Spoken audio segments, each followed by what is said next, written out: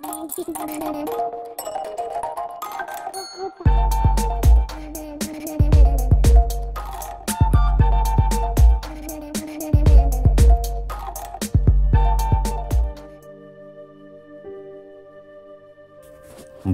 শ্রেষ্ঠ গল্প দর্জি। এত কাজ, নিঃশ্বাস ফেলিবার অবকাশ নাই। কলের খচখচানিতে নিজেরই বিরক্তি ধরিতেছে, কিন্তু উপায় নাই। কাল সকালের মধ্যেই 250 পতাকা প্রস্তুত করিয়া দিতেই হইবে। এই খচখচানির অন্তরালে রজতনিক্কণ উজ্জ্ব আছে, এইটুকুই যা সান্ত্বনা। নির্মল আসিয়া প্রবেশ করিল। চেনা ছোকরা, এইখানকার কলেজেই পড়ে। আমারই কাছে কামিজ পাঞ্জাবি করাইয়া থাকে। নির্মল বলিল, শিশিরদা, আমাদের কলেজ ইউনিয়নের জন্য 50টা ট্রাইকালার ফ্ল্যাগ চাই। আমার ভাই আজ ফুসরত নেই, অন্য কোথাও যাও। কারও ফুসরত নেই, সকলের কাছেই গেছিলাম। সবাই ফ্ল্যাগ তৈরি করছে, সকলে।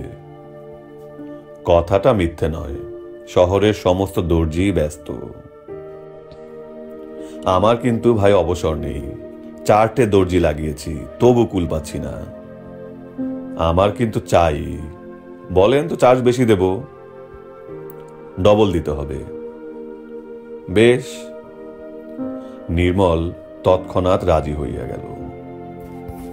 সমস্ত রাত্রি কাজ করিতে হইবে, উপায় নাই। মহাত্মা গান্ধী কাল এই স্টেশন দিয়া পাস করিবেন। শহর শুদ্ধ লোক পতাকা ঘাড়ে করিয়া তাহাকে সম্বর্ধনা করিতে যাইবে।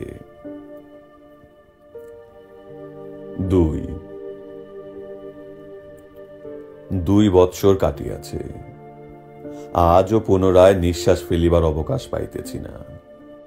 আজও অবিরাম কলের খচখচানিতে বিরক্ত ধরিতেছে, এবং আজও নিরুপায় ভাবে তাহা সহ্য করিতেছি। আজও সেই একই ব্যাপার। কাল সকালের মধ্যে 250 পতাকা প্রস্তুত করিয়া দিতে হইবে। আজও নির্মল আসিয়া প্রবেশ করিল। সেই একই কথা। শিশিরদা, আমাদের কলেজ ইউনিয়নের জন্য 50টা ফ্ল্যাগ চাই। আমিও সেই একই উত্তর দিলাম। আমার ভাই আর ফুসরত নেই, আজ অন্য কোথাও যাও। উত্তরে নির্মল 2 বৎসর আগে যাহা বলিয়াছিল, এবারও তাহাই বলিল। কারও ফুসরত নেই, সকলের কাছে গেছিলাম। আমাদের করে দিতেই হবে। বলেন তো চার্জ বেশি দেব? পূর্ববৎ সুযোগ বুঝিয়া আমি ডাবল মজুরি চাহিলাম। নির্মল পূর্ববৎ রাজি হইল। ঘটনাও পূর্ববৎ। মহাত্মা গান্ধী কাল স্টেশন দিয়া পাস করিবেন।